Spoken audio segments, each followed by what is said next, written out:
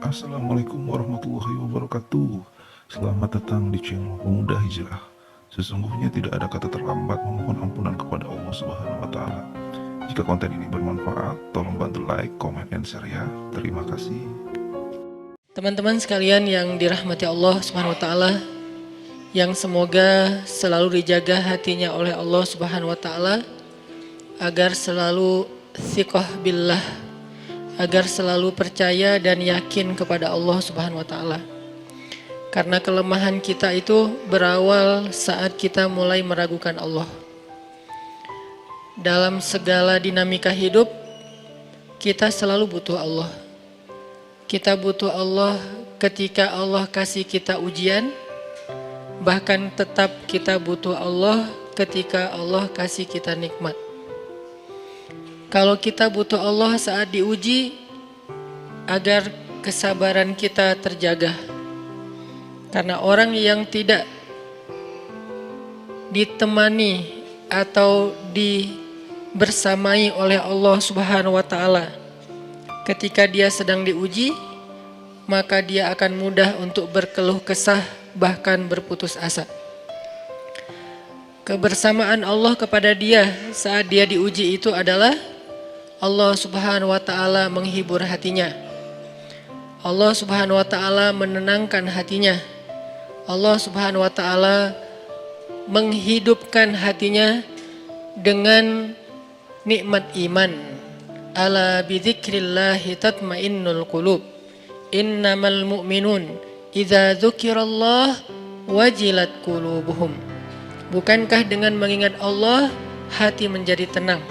Dan orang yang beriman apabila diingatkan dengan nama Allah, disebut nama Allah, maka hatinya akan bergetar.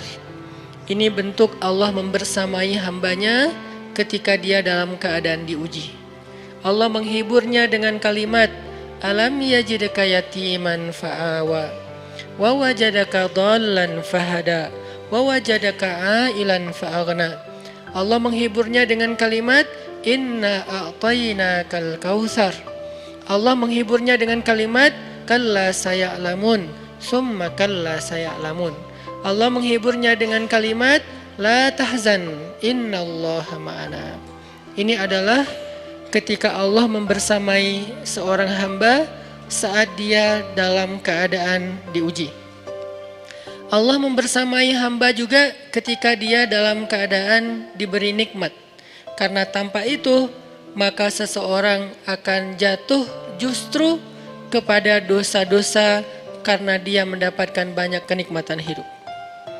Kalau Allah Subhanahu wa taala tidak menjaga dia saat dia diberi nikmat, maka nikmat itu justru menjadi jalan bagi dia untuk terjerumus kepada banyak dosa.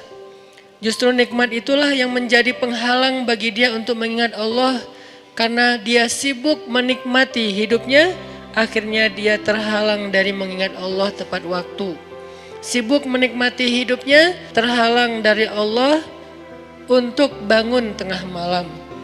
Karena dia tidurnya larut. Kenapa tidur larut? Karena terlalu banyak yang harus dia nikmati sebelum tidur. Dia bisa makan-makan, dia bisa jalan-jalan, dia bisa ngopi, dia bisa ketemu teman, dia bisa belanja. Bahkan dia nunggu midnight sale untuk bisa menghabiskan nikmat yang Allah kasih kepada dia. Sehingga akhirnya tidurnya terlalu larut, lalu dia tidak bisa bangun untuk menghadap Allah, curhat kepada Allah. Hal yang selama ini dia lakukan justru ketika dia diuji oleh Allah. Ketika diuji oleh Allah, mudah bagi dia bangkit tengah malam, curhat, sujud panjang, menangis dalam doa.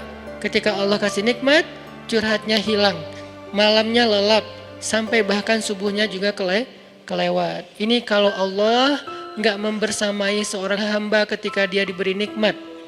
Sehingga orang yang seperti ini, kalau dalam keadaan seperti ini terus menerus dalam jangka waktu yang lama, nanti dia akan terjebak di dalam istidraj.